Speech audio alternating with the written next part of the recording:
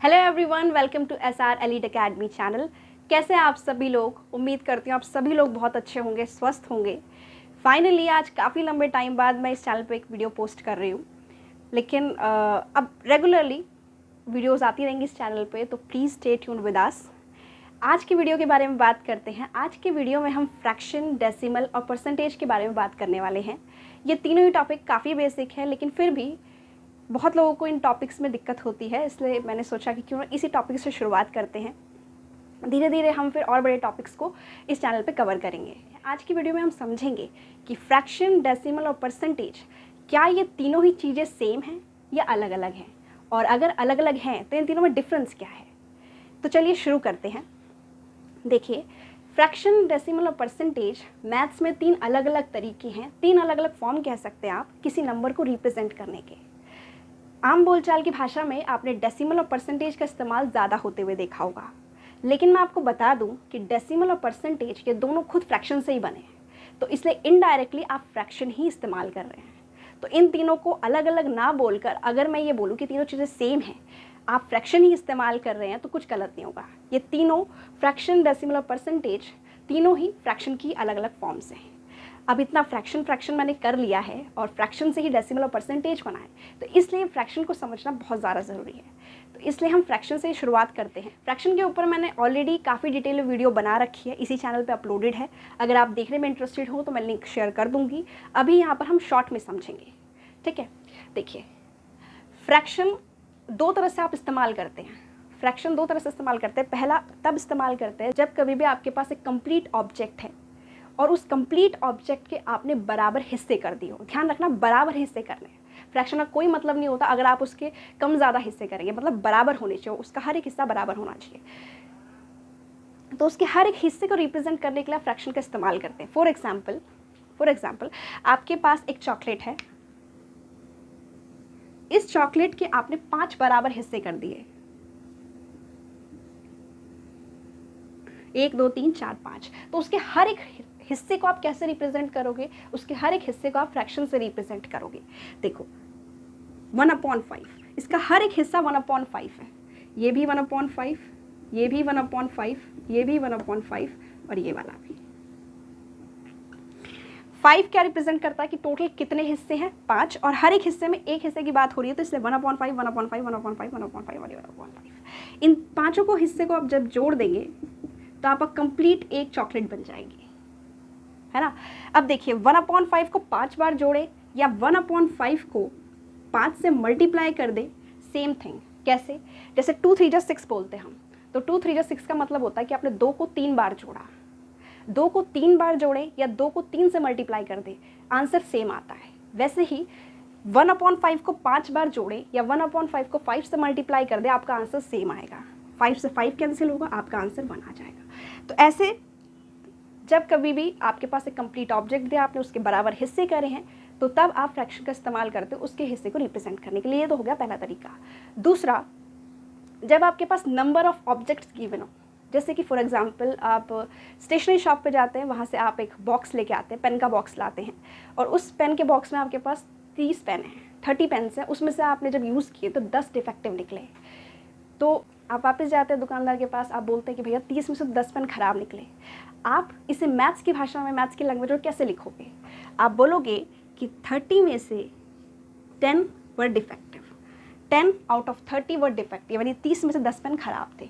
अगर आप इसे थोड़ा सा और सिंप्लीफाई करेंगे तो 0 से 0 कैंसिल होगा और ये हो जाएगा 1/3। तो आप ये भी बोल सकते हैं कि हर 3 में से 1 पेन खराब था, ठीक है। तो यहाँ पर आपने फ्रैक्शन का इस्तेमाल किया। फ्रैक्शन का इस्तेमाल यहाँ पे मैंने थोड़े से बुलेट पॉइंट्स लिखे हैं, आप ध्यान से देखेंगे। तो पहले मैंने डेफिनेशन में बताया कि किसी भी एक कंप्लीट ऑब्जेक्ट के, जब भी किसी आपके हिस्से के बारे में, पार्ट के बारे में बात करें, तो आप फ्रैक्शन का इस्तेमाल करते हैं। जब एक ऑब्जेक्ट दिया, ये एग्जाम्पल है एक ऑब्जेक्ट का, एक ऑब्जेक्ट के आपने बराबर हिस्से करे। दूसरा, जब नंबर ऑफ ऑब्जेक्ट्स दिए, जैसे मैंने यहाँ पे 30 पेन्स का एग्जाम्पल दिया था, 30 पेन्स थे, अलग अलग थे, जिसमें से 10 खराब थे, तो इस तरह से आपने फ्रैक्शन में लिखा। देखिए, अब फ्रैक्शन के एग्जाम्पल्स के बारे में बात करते हैं। फ्रैक्शन के एग्जाम्पल में सबसे पहला आप जो कॉमन एग्जाम्पल देखते हो, मार्क्स में देखते हैं। जब कभी भी मार्क्स मिलते हैं हमें रिजल्ट में, तो कैसे मार्क्स दिए रहते हैं? 10 में से 7, 40 आउट ऑफ 50, 80 आउट ऑफ 100, इस तरीके से मार्क्स लिखे होते हैं। तो ये कौन सा तरीका उन्होंने यूज़ किया, यहाँ पे फ्रैक्शन इस्तेमाल हुआ है। तो ये तो आप डेली लाइफ में देखते ही है। अब थोड़े से और एग्जांपल्स देखते हैं। मान लीजिए मेरे पास एक बुक है, 60 पेजेस की एक बुक है, जिसमें से मैंने 45 पेजेस पढ़ लिए हैं। तो मैथ्स में मैं ऐसे कैसे लिखूंगी, मैं लिखूंगी कि मेरे पास टोटल 60 पेजेस की बुक थी, जिसमें से मैंने 45 पढ़ लिए हैं। अब अगर इसे थोड़ा सिंप्लीफाई किया जाए और क्योंकि ये दोनों ही 15 के टेबल से कट जाएंगे, ये 3 बार में कट जाएगा और ये 4 बार में, तो टोटल हो जाएगा 3/4। अब ये 3/4 क्या बताता है, ये बताता है कि 60 पेजेस की बुक को मैंने 15-15 के 4 सेक्शन में डिवाइड कर दी थी, 15, 15, 15 और 15, जिसमें से मैंने 3 सेक्शन ऑलरेडी पढ़ लिए हैं। यानी कि मैंने इस बुक का 3/4 पढ़ लिया है, या 3/4 बुक मैं कंप्लीट कर चुकी हूँ। नेक्स्ट एग्जाम्पल देखते हैं, 250 ग्राम ऑफ 1000 का। अगर मैं बोलूँ कि 250 ग्राम 1000 ग्राम का कितना हिस्सा है, तो इसे फ्रैक्शन में कैसे लिखेंगे, कैसे सॉल्व करेंगे आप। 250 डिवाइडेड बाय 1000, आपके 0 से 0 कैंसिल होता है, ऊपर 25 है, नीचे 100, ये 25 के टेबल से कैंसिल हो जाएगा 1 बार में और यहाँ 4 बार में, तो ये हो गया 1/4। 1/4 यानी 1/4। देखिए आपके पास 1000 ग्राम है, 1000 का आधा करोगे आपके पास 500 आएगा, 500 का भी आधा करोगे आपके पास 250 आएगा। यानी कि 250 ग्राम 1000 का 1/4 है, आधे का भी आधा है, इसलिए 1/4। ठीक है। नेक्स्ट एग्जाम्पल है 8 आवर्स ऑफ ए डे। अगर कोई कहे कि 8 घंटे पूरे दिन का कितना हिस्सा है, 8 घंटे पूरे दिन का कितना हिस्सा है, तो टोटल आपके पास कितने घंटे होते हैं, 24। उसमें से 8 घंटे के लिए पूछा गया है तो ऊपर 8 लिख देंगे। इसे सिंप्लीफाई करेंगे, ये दोनों ही नंबर 8 की टेबल से कट जाएंगे 1 बार में और 3 बार में, यानी कि 8 घंटे 24 घंटे का 1/3 हिस्सा है।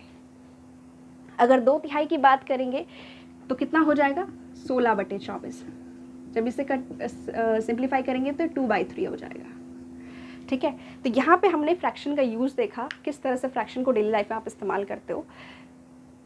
अगर डिटेल में देखनी हो तो आप वीडियो ज़रूर देखें, जो मैं लिंक शेयर करूँगी। अभी हम डेसिमल पर चलते हैं, तो मैं इसे थोड़ा रब कर देती हूँ। अब बात करते हैं डेसिमल के बारे में। डेसिमल कुछ अलग चीज़ नहीं है, डेसिमल फ्रैक्शन को ही लिखने का एक दूसरा तरीका है। देखिए, फ्रैक्शन में हमारे पास न्यूमरेटर अपॉन डिनोमिनेटर की फॉर्म होती थी, जिसमें हमारे पास एक नंबर दिया है ऊपर इस लाइन के और इसके नीचे एक नंबर है, 1/2 लिखा है। डेसिमल में हम क्या करते हैं, ऊपर वाले नंबर को नीचे वाले से डिवाइड कर देंगे। जैसे 1 को अगर 2 से मैं डिवाइड करूँगी तो यहाँ पे आएगा मेरे पास 0.5, ये बन गया आपका डेसिमल। ये था फ्रैक्शन और थोड़ा सा इसमें चेंज किया हमने और ये आपका डेसिमल बन गया। इसीलिए मैंने कहा था कि फ्रैक्शन से आपका डेसिमल बना है। अब डेसिमल का क्या आपका डेली लाइफ में यूज़ है, आप वो समझते हैं। देखिए, डेसिमल बहुत जगह आप इस्तेमाल करते हैं, सबसे ज़्यादा आप मनी में देखेंगे। मनी में आप बोलते हैं ना 10 रुपये 50 पैसे, 20 रुपये 42 पैसे। जैसे मैंने बोला 10 रुपये 50 पैसे, यह आपका दशमलव डेसिमल इस्तेमाल हो रहा मनी में। ठीक है। नेक्स्ट आपका लेंथ। आप जब लेंथ मेज़र करते हैं, फॉर एग्जांपल मेरे पास एक कपड़ा है, उसकी मुझे लेंथ मेज़र करनी है। मैंने निकाला मेजरिंग स्केल और स्टार्ट कर दिया, मैंने मेज़र किया तो मेरे पास 25 मीटर का कपड़ा है और 25 मीटर के बाद थोड़ा सा कपड़ा और बचा है। ठीक है, 25 मीटर का कपड़ा है और थोड़ा सा और बचा। जब मैंने जो थोड़ा सा और बचा है उसकी लेंथ मेज़र करी तो वो देखिए टोटल मेरे पास 1 मीटर में आपके पास 100 सेंटीमीटर होते हैं। टोटल 1 मीटर में 100 सेंटीमीटर होते हैं। अगर नीचे तो देखिए टोटल आपके पास 100 हो सकता है। अगर 100 में से यहाँ 100 होता तो ये कम्प्लीटली कट के 1 बन जाता, तो 25 + 1 26 मीटर हो जाता।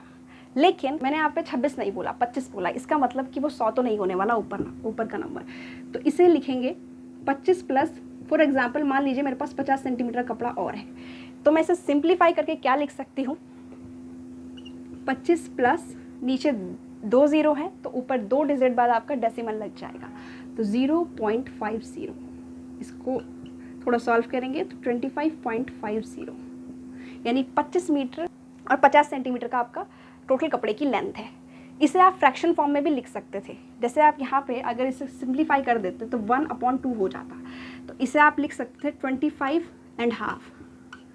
आपने कई बार टेलर्स को ऐसे लिखते हुए देखा होगा, जैसे हम बोलते हैं कि 2.5 मीटर कपड़ा है, यहाँ पे 25.5 मीटर कपड़ा है, ये 2.5 मीटर। इसे आप फ्रैक्शन में भी लिख सकते हैं और चाहे तो ऐसे भी लिखा रहने दे सकते हैं। यहाँ पे आपने डेसिमल में लिख दिया, यहाँ पे फ्रैक्शन में लिखा है, मिक्स्ड फ्रैक्शन में।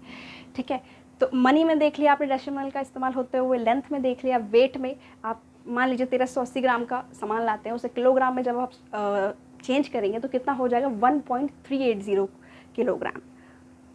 आपका जो वेइंग मशीन होती है वहाँ पे जब डिजिट्स लिखे हुए आते हैं तो वहाँ पे कैसे लिखा रहता है 1.380 किलोग्राम। तो वहाँ यहाँ पे भी आपने डेसिमल का यूज़ किया है। तो हमने यहाँ पे समझा है डेसिमल की कितनी जगह आप देख रहे होंगे डेली लाइफ में हम इतनी जगह डेसिमल यूज़ करते हैं। अब बात करते हैं परसेंटेज के बारे में। परसेंटेज हमारा दो शब्द से मिलके बना है, पर प्लस सेंचुरी। देखिए सेंचुरी में जो सेंट है उस पर ध्यान दीजिए। देखिए सेंचुरी हम 100 सालों के समय को भी बोलते हैं और जब 100 रन बोलते हैं उसे भी सेंचुरी बोला जाता है। तो कुल मिला के बात यह है कि जो सेंट शब्द है वो 100 नंबर को रिप्रेजेंट करता है। सेंट शब्द 100 नंबर को रिप्रेजेंट करता है। तो पर 100, ठीक है, परसेंटेज का मतलब होता है प्रति 100 में से। देखिए अगर कहीं पर लिखा है 25%, ये परसेंटेज का सिंबल है। जिस भी नंबर के पीछे ये परसेंटेज का सिंबल होता है उसके अपॉन में 100 आता है। देखिए वापस से फ्रैक्शनल फॉर्म बन गई। जिस भी मैंने बोला जिसके पीछे भी परसेंटेज का सिंबल होता है उसके नीचे अपॉन में 100 आता है, यानी 100 में से 25। अगर यहाँ पे 35% लिखा है इसका मतलब है कि 100 में से 35। ठीक है, अब इसको इंटरप्रेट करने के लिए, परसेंटेज को इंटरप्रेट करने के लिए हम थोड़ा सा एक एग्जांपल लेते हैं। मान लीजिए आप एक फ्लोर पैकेट लाते हैं, यानी कि आटे का एक पैकेट लाते हैं और उसके ऊपर लिखा हुआ है 10% ऑफ, यानी कि 10% की छूट। 10% ऑफ यानी कि इसे कैसे लिख सकते हैं हम 10/100 लिख सकते हैं। परसेंटेज का सिंबल है तो अपॉन में 100 आ जाएगा। 10/100 का मतलब है कि हर 100 में से आपको 10 रुपये कम देने हैं। हर 100 में से 10 रुपये कम देने। मान लीजिए कि उसका जो प्राइस है वो 200 रुपीज़ का है, तो पहले वाले 100 में से आपको 10 रुपये कम देने हैं और दूसरे वाले 100 में से भी आपको 10 रुपये कम देने हैं। टोटल आपको 20 रुपये कम देने हैं, यानी 200 रुपये का आपका आटे का पैकेट आपको 180 रुपये में पड़ेगा। ठीक है, ये तो समझाने के लिए मैंने बोला, वरना डायरेक्ट भी निकलता है। 10% को आप लिख सकते हैं 10/100, जिसे सिंप्लीफाई करोगे तो 1/10 आएगा। और अगर 200 का 1/10 करोगे तो कितना आ गया 20 आ गया। वही चीज़ है। ठीक है, तो यहाँ पे हमने परसेंटेज को समझा। अब आप देखेंगे परसेंटेज का यूज़ कितनी ही जगह हो रहा है। सेल्स में हो रहा है, आपने देखा होगा सेल लगी रहती है 50% ऑफ, 75% ऑफ। तो सेल्स में, डिस्काउंट में, प्रॉफिट लॉस में, बैंक जो इंटरेस्ट रेट्स देते हैं वो भी आपके परसेंटेज में होते हैं। अभी टैक्स आप जो जीएसटी भरते हैं वहाँ पे भी कि इस आइटम पे इतने % जीएसटी लगा है, टैक्स रेट भी आपकी परसेंटेज में है। मार्क्स, बच्चों के जब ओवरऑल मार्क्स देखते हो आप तो वहाँ पे भी आप परसेंटेज का यूज़ करते हो। अब परसेंटेज का यूज़ कंपैरिजन करने के लिए बहुत बढ़िया होता है। आपको एक एग्जांपल देती हूँ। फॉर एग्जांपल यहाँ पे लिख देते हैं, मान लीजिए किसी बच्चे के पहले यूनिट में एक यूनिट टेस्ट हुआ, पहले वाले यूनिट टेस्ट में उसके 80 में से 60 मार्क्स आए। दूसरा यूनिट टेस्ट हुआ, उसमें उसके 100 में से 85 मार्क्स आए। अब अगर हमें कंपेयर करना हो किस यूनिट टेस्ट में उसने बेहतर परफॉर्म किया है, किस में ज़्यादा मार्क्स आए हैं, तो कैसे करेंगे? हम इसे परसेंटेज में कन्वर्ट कर सकते हैं। अगर ये भी 100 में से होता तब तो हम बोल देते कि 60% आया है, क्योंकि 100 का 60% 60 ही होता है, 100 का 85% 85 ही होता है। लेकिन यहाँ पे 80 में से है तो हम इसे परसेंटेज में कन्वर्ट कर देंगे। इस फ्रैक्शन को परसेंटेज में करने का सिंपल सा तरीका है, मल्टीप्लाई कर दीजिए 100 से। ठीक है, यहाँ पे आपका 100 से 100 कैंसिल होगा और आपका आ गया 85%। यहाँ पे आपको थोड़ा सा सिंप्लीफाई करना पड़ेगा। 0 से 0 कैंसिल हुआ, यहाँ पे 4 की टेबल से 2 बार में कैंसिल होगा, यहाँ पे 25 बार में। ये 2 से 3 6 3 टाइम्स कट गया, तो 3 को जब 25 से मल्टीप्लाई करोगे तो 75% बनेंगे। यानी कि उसने जो सेकंड यूनिट टेस्ट था उसमें ज़्यादा अच्छा परफॉर्म किया है। यहाँ पहले टेस्ट में उसके 75% मार्क्स आए, दूसरे में 85% मार्क्स आए। यहाँ पे आपने कंपैरिजन करने के लिए परसेंटेज का इस्तेमाल किया है। अब देखिए यहाँ पे हमने परसेंटेज के ऑलरेडी काफ़ी सारे एग्जाम्पल्स देख लिए हैं। आप समझ रहे होंगे कि इन तीनों ही मेथड्स में फ्रैक्शन था मेन, उसको आपने सिंप्लीफाई किया तो डेसिमल में यूज़ कर लिया, थोड़ा सा और चेंज करा तो परसेंटेज में यूज़ कर लिया। अभी तक इस वीडियो में हमने काफ़ी कुछ समझा है। जो भी समझा उसे फटाफट से एक रिकैप कर लेते हैं। हमने ये समझा कि फ्रैक्शन से आपका डेसिमल बना है और फ्रैक्शन से आपका परसेंटेज बना है। तो किस तरह से हम कन्वर्जन कैरी करते हैं, कन्वर्जन कैसे होता है फ्रैक्शन से डेसिमल में और डेसिमल से परसेंटेज में, वो समझ लेते हैं। मान लीजिए आपके पास कोई भी फ्रैक्शन दिया हुआ है, यहाँ पे मैंने सिंपलेस्ट लिया है 1/2, कोई भी नंबर हो सकता है।